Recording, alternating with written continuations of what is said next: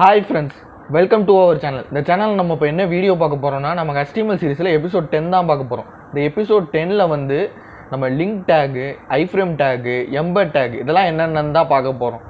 Already போட்ட video பார்க்காம இருந்தீங்கன்னா போய் பார்த்துட்டு வந்துடுங்க. அப்போ தான் இனிமேல் போடுற வீடியோ உங்களுக்கு புரியும். இந்த வீடியோ உங்களுக்கு பிடிச்சிருந்துச்சுன்னா லைக் பண்ணுங்கள், ஷேர் பண்ணுங்கள், சப்ஸ்கிரைப் பண்ணுங்கள், மறக்காமல் கமெண்ட் பண்ணுங்கள். வாங்க வீடியோக்குள்ளே போகலாம். எல்லாருமே நோட் பேடை ஓப்பன் பண்ணிக்கோங்க. ஃபஸ்ட்டு நம்ம பார்க்க போகிற டேக் என்னென்னா லிங்க் டேக். லிங்க் டேக்னு ஒரு டேக் இருக்கு. அது எதுக்கு யூஸ் ஆகுதுன்னா, இந்த மாதிரி பேஜ் ரவுட் ஆகிறதுக்குலாம் அது யூஸ் ஆகாது. அது எதுக்கு யூஸ் ஆகுதுன்னா, நீங்க ஃபைல்ஸ் அட்டாச் பண்ணிக்கிறதுக்கு அது யூஸ் ஆகும். அதாவது நீங்க சிஎஸ்எஸ் ஃபைல்ஸை வந்து அட்டாச் பண்ணி இப்போ வந்து நீங்க வந்து இன்டர்னல், இன்லைன் இதெல்லாம் வந்து நீங்க வந்து அந்த பேஜுக்குள்ளே நீங்க பண்ணிக்கலாம்.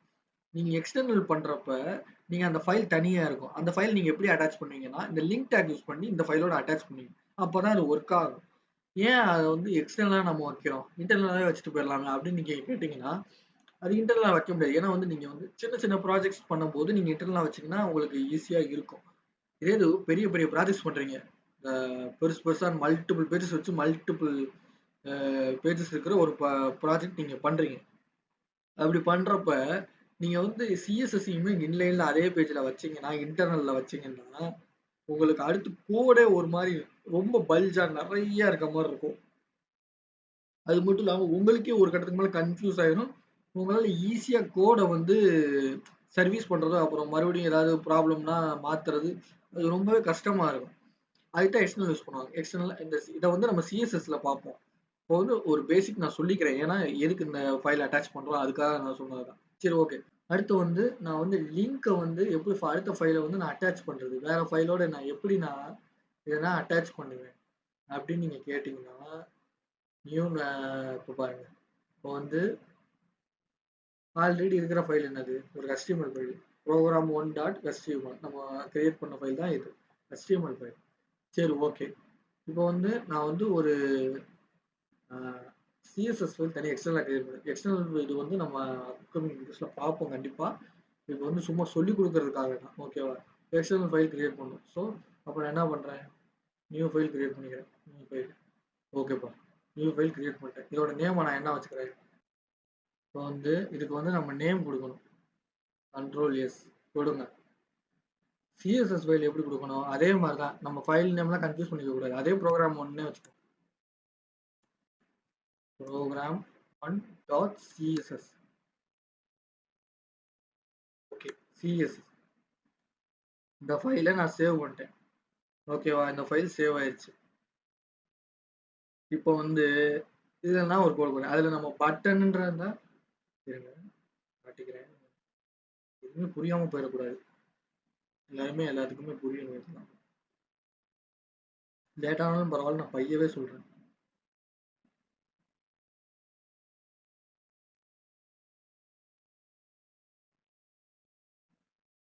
ஓகே, இந்த பேஜ் இருக்கு. நிறைய நம்ம வச்சுக்குவோம். கண்ட்ரோல் ப்ளஸ் கொடுத்துக்கோங்க. நல்லா பெருசாக தெரியும். சரி, இது இருக்கு. இதில் வந்து பட்டன்ற ஒரு எலமெண்ட் வச்சு யூஸ் பண்ணியிருக்கேன். இப்போ வந்து நான் சிஎஸ்எஸ் வந்து எப்படி எப்படிலாம் கொடுக்கலாம்னா, பட்டன்ற எலமெண்ட் வச்சு கொடுக்கலாம், கிளாஸ் ஐடி இந்த மாதிரி கொடுக்கலாம். நம்ம இப்போ எலமெண்ட் தான் கொடுத்துருக்கோம். அதனால பட்டன்ற எலமெண்ட் வச்சு ஓகே அப்படியே கொடுத்துடணும். அப்படி கர்லி பிரேசஸ் போட்டுக்கணும். போட்டுக்கிட்டு அதுக்குள்ள கொடுக்கணும். கலர் வந்து பட்டனோட கலர் வந்து என்னவா இருக்கணும்? ரெட்டுன்னு நான் கொடுத்துட்டேன். ஓகேவா? ரெட்டுன்னு நான் கொடுத்துட்டேன். சரி, இப்போ நான் நோட் பண்ணுறேன். ஏதாவது மாற்றம் தெரியுதா? இல்லை. ஏன்னா நம்ம வந்து அந்த ஃபைலை நம்ம கனெக்டே பண்ணலை. கனெக்டே பண்ணாதப்ப எப்படி அது ஒர்க் ஆகும்? ஸோ இப்போ வந்து நம்ம அந்த ஃபைலை கனெக்ட் பண்ண போகிறோம். ஓகே, இப்போ HTML பேஜில் போங்க. HTML பேஜில் போய் இந்த ஹெட் டேக்கில் டைட்டிலுக்கு கீழே பாடி டேக்கில் போடக்கூடாது, ஹெட் டேக்கில் தான் போடணும். ஓகே, போட்டு லிங்க் டேக் லிங்க்னு போட்டுக்கோங்க. லிங்க்னு போட்டுக்கிட்டு அதுக்கு ஒரு ஸ்பேஸ், அதாவது ஸ்பேஸ் விட்டுட்டு ஒரு ஆட்ரிபியூட். நான் எதை கனெக்ட் பண்ண போகிறேன்? இந்த பேஜோட நான் எதை கனெக்ட் பண்ண போகிறேன்? ஒரு ஸ்டைல் ஷீட், அதாவது ஒரு சிஎஸ்எஸ் ஸ்டைல் ஷீட் தான் கனெக்ட் பண்ணணும். ஸோ அந்த ரிலேட்டட் ஃபைல் நேமை கொடுக்கணும். அதுக்கு வந்து ரெல்னு ஆட்ரிபியூட் இருக்கு. அதை கொடுத்துட்டு அந்த ரிலேட்டட் ஃபைல் நேம் என்னது? ஸ்டைல் ஷீட் கொடுத்தாச்சு. கொடுத்தாச்சா? அதுக்கப்புறம் ஸ்பேஸ் விட்டு அடுத்து ஒரு ஆட்ரிபியூட். அந்த ஃபைல் நேம் கொடுக்கணும். ஃபைல் நேம் நம்ம எப்படி கொடுப்போம் எப்பயுமே? href யூஸ் பண்ணி கொடுப்போம். href கொடுத்துட்டு அதுக்குள்ள அந்த ஃபைல் நேம் நம்ம என்ன ஃபைல் நேம் கொடுத்தோம்? program1.css. ஓகே, கொடுத்தாச்சு. இது வந்து செல்ஃப் க்ளோசிங் டேக் தான். அவ்வளோதான், முடிஞ்சுச்சு. இப்போ நான் கொடுத்துட்டேன். இப்போ வந்து அது ஒர்க் ஆகுதான்னு பார்ப்போம். இப்பயும் ஒர்க் ஆகல. ஏன் ஒர்க் ஆகல?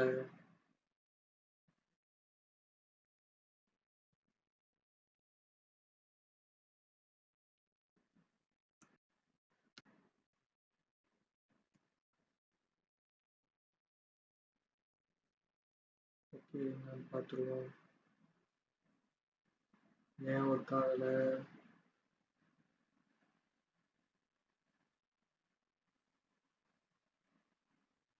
ஓகே, நம்ம ஏன் ஒர்க் ஆகலைன்னு நம்ம இருங்க செக் பண்ணணும்.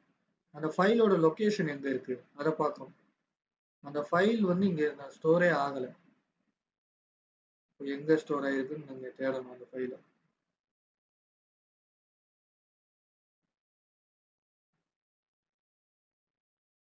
ஃபைல் எங்க லொகேட் ஆச்சுன்னு தெரியல. ஏன்னா நம்ம கரெக்டான ஃபைல் நேம் கொடுத்தா தான் அது கரெக்டா வந்து அது கண்டுபிடிச்சு கொடுக்கும். நம்ம வந்து தப்பா கொடுத்தோம்னா அது வந்து அது அக்செப்டே பண்ணிக்காது. அது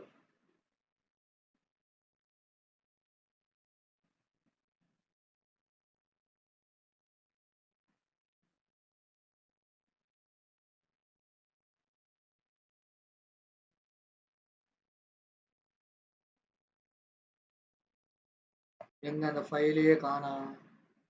நம்ம ப்ரோக்ராம் ஒன்றுன்னு தான் கொடுத்தோம். அப்போ வந்து அது கீழே தான் அது வந்திருக்கணும். ஆனால் அந்த ஃபைலே இல்லை. ஃபைல் வந்து எதில் ஸ்டோர் ஆச்சுன்னு நமக்கும் தெரில. சரி, ஓகே, அந்த ஃபைல் வந்து எதில் ஸ்டோர் ஆயிருந்தா என்ன? இப்போ நம்ம அந்த ஃபைல் எதில் இருக்குன்னு பார்த்துருவோம்.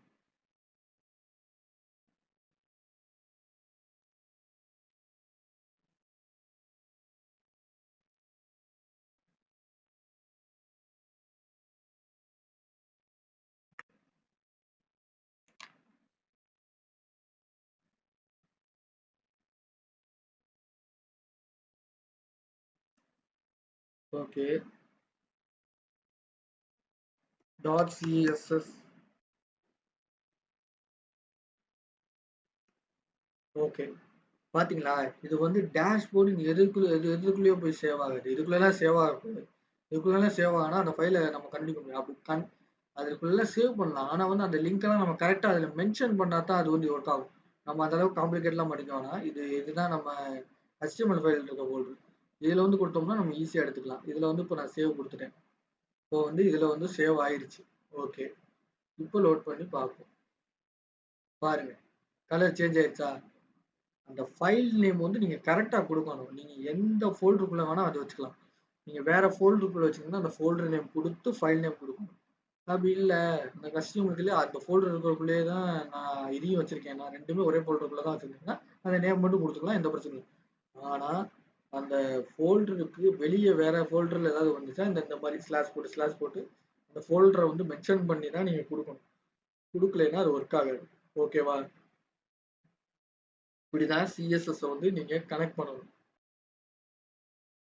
ஐஃப்ரேம் யூஸ் பண்ணி பண்ணுவாங்க. ஐஃப்ரேம் எதுக்கு யூஸ் பண்றாங்க?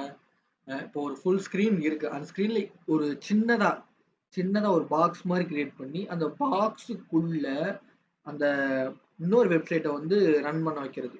ஒரு சின்னதா ஒரு ஸ்பேஸ் கொடுத்து அந்த ஸ்பேஸ்க்குள்ள ரன் பண்ண வைக்கிறது. அதே இது பேஜ்ல அதுக்கு வந்து ஐஃப்ரேம் யூஸ் பண்ணுவோம். எம்பட் ஆல்சோ அதே கான்செப்ட் தான், ஐஃப்ரேம் கான்செப்ட் தான் இருக்கும். ஓகே, ஐஃப்ரேம்னா என்னன்னு பார்த்துருவோமா? ஓகே, சிஎஸ்எஸ் கனெக்ட் பண்ணி பார்த்தாச்சு. ஓகே, இதை எடுத்துருவோம். ஐஃப்ரேம் ஐஃப்ரேமும் இதே மாதிரி தான். ஐஃப்ரேம் இதுக்கு ஹச்எஃப்க்கு பதிலாக நீங்கள் வந்து சோர்ஸ்ன்னு கொடுத்துருவீங்க. ஐஃப்ரேம்னு கொடுத்துட்டீங்க. கொடுத்ததுக்கப்புறம் ஒரு ஈக்குவல் டு கொடுத்துட்றீங்க. கொடுத்துட்டு பாருங்க, சாரி ஐஃப்ரேம்னு சொல்லிட்டு சோர்ஸ்ன்னு கொடுத்துடணும். ஓகேவா? ஐஃப்ரேம்னு சொல்லிட்டு சோர்ஸ்ன்னு கொடுத்துடணும். சோர்ஸ் கொடுத்துட்டு அதில் வந்து அந்த லிங்க்கை கொடுத்துடணும். என்ன லிங்க்கு? New EB.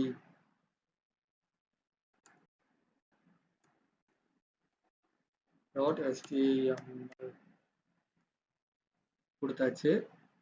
இதுல வந்து நம்ம வந்து இதுல சைஸ் வித் கரெக்டா கொடுக்கணும். ஏன்னா வந்து நம்ம வந்து இந்த பேஜ் இருக்கு, அந்த பேஜுக்குள்ள ஒரு சின்ன ஒரு ஒரு பாக்ஸ் மாதிரி வச்சு அந்த பாக்ஸுக்குள்ள இன்னொரு வெப்சைட்டை நம்ம வந்து இது பண்ண போறோம் ஐஃப்ரேம் மூலியமா. அப்படி பண்ணும்போது நம்ம வந்து அந்த பாக்ஸுக்குன்னு ஒரு வித்து கொடுக்கணும். அது பாட்டுக்கு ஃபுல் வித்து எடுத்துக்கிச்சுன்னா நம்ம போட்ட கோடே தப்பு. அதனால வந்து வித்து கொடுத்துருங்க. ஸ்டைல் ஒரு ஆட்ரிபியூட், அதே தான் ஸ்டைல் ஆட்ரிபியூட் கொடுத்து அதுல with 400 pixel, height 400 pixel. Okay கொடுத்தாச்சா? வந்து க்ளோஸ் பண்ணிக்கோங்க.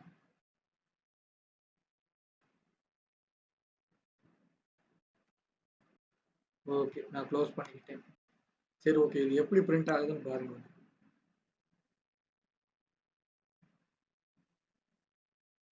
பாத்தீங்களா? இதுதான் நம்ம பண்ண அந்த வெப்சைட் வந்து அந்த பட்டன் கிளிக் பண்ணா அது பிரிண்ட் ஆகுறத நம்ம பார்த்தோம். அதே மாதிரி அது வந்து நம்ம அந்த முன்னாடி பார்த்ததுல என்ன பார்த்தோம்? அந்த லிங்க் கிளிக் பண்ணா இந்த வெப்சைட் ஷோ ஆகும். அதே மாதிரி பட்டனை கிளிக் பண்ணா ஷோ ஆகும், இமேஜ் கிளிக் பண்ணா ஷோ ஆகும் அப்படின்னு பார்த்தோம். ஆனா இப்போ பார்த்தீங்களா, நம்ம லிங்க் எதுவுமே கிளிக் பண்ணல. அந்த ஐ ஃப்ரேம்ல வந்து நம்ம ஐ ஃப்ரேம் டேக்குள்ள அந்த லிங்கை தான் கொடுத்தோம். சோர்ஸ் மூலியமா அந்த லிங்கை கொடுத்தோம். பாத்தீங்களா, நம்ம கொடுத்த 400 pixel, with 400 pixel, height 400 pixel. அவ்வளவுதான். கரெக்டா 400 பிக்சலுக்கு வந்து உள்ளேயே ஒரு டேப், அதுக்குள்ள அந்த பேஜுக்குள்ளேயே ஒரு டிஸ்பிளே மாதிரி ஓபன் பண்ணி அதுக்குள்ள அந்த பேஜ் ஷோ பண்ணுது பாருங்க.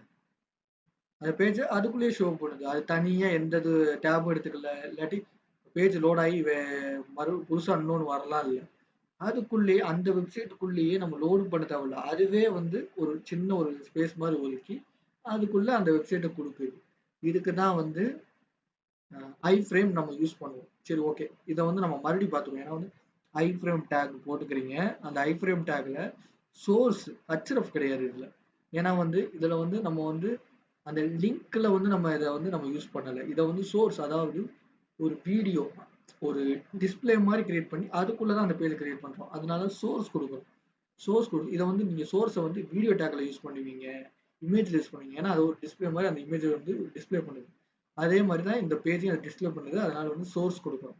சோர்ஸ்ல வந்து நியூ ebbuild.html அந்த ஃபைல் நேம் கொடுக்குறோம். அதுக்கப்புறம் அது வந்து எவ்வளவு சைஸ் இருக்கணும், அதை கொடுக்குறோம். அவ்வளவுதான். அதுல வந்து நமக்கு வந்து அந்த மாதிரி அவுட்புட் கிடைக்கும். ஓகே சரி. எம்பெடட் ப்ரோ, எம்பெடட்னு சொன்னீங்களே ப்ரோ, எம்பெடட் வந்து எப்படி ப்ரோ அப்படின்னு கேட்டீங்கன்னா, எம்பெட்ல வந்து இதெல்லாம் தேவை கிடையாது.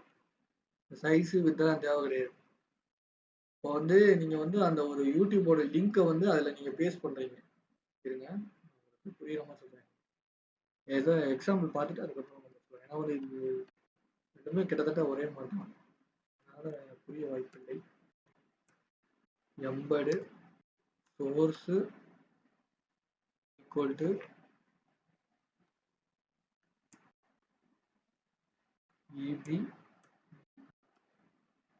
eb.html.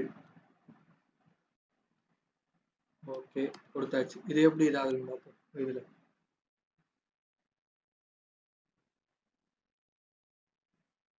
பாருங்க, இது இப்படிதான் இதாகுது. இதுல வந்து நம்ம டிஃபால்ட்டா சைஸ் இப்படி வந்துடும். ஏன் இப்படி வருது?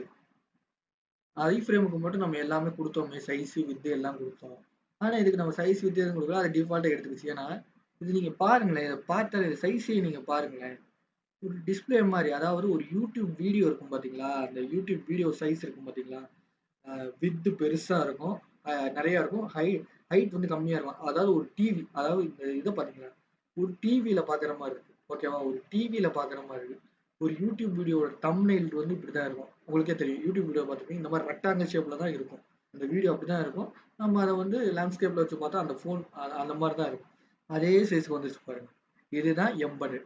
ஐ ஃப்ரேமுக்கும் எம்பெடுக்கும் இதான் டிஃபரன்ஸ். ஐ ஃப்ரேம்ல வந்து அந்த சைஸ் இதெல்லாம் நம்ம கொடுக்குறோம். இதுல வந்து அதெல்லாம் எதுவுமே கொடுக்க தேவையில்ல. அதுவே ஆட்டோமேட்டிக்கா ஒரு டிவி ஃப்ரேம் சைஸ்க்கு அதுவே எடுத்துக்கும். அதுல வந்து நமக்கு அது வாட்டுக்கு பிரிண்ட் பண்ணி கொடுத்துரும். அவ்வளவுதான். சரி ஓகே, அவ்வளவுதான். நீ அடுத்து நெக்ஸ்ட் வீடியோல பார்ப்போம். இந்த வீடியோ உங்களுக்கு பிடிச்சிருந்துச்சுன்னா லைக் பண்ணுங்க, ஷேர் பண்ணுங்க, சப்ஸ்கிரைப் பண்ணுங்க, மறக்காம கமெண்ட் பண்ணிருங்க. அப்பதான் நெக்ஸ்ட் வீடியோ போடுறதுக்கு எனக்கு கொஞ்சம் மோட்டிவேஷனா இருக்கும். சரி, ஓகே, பாய்.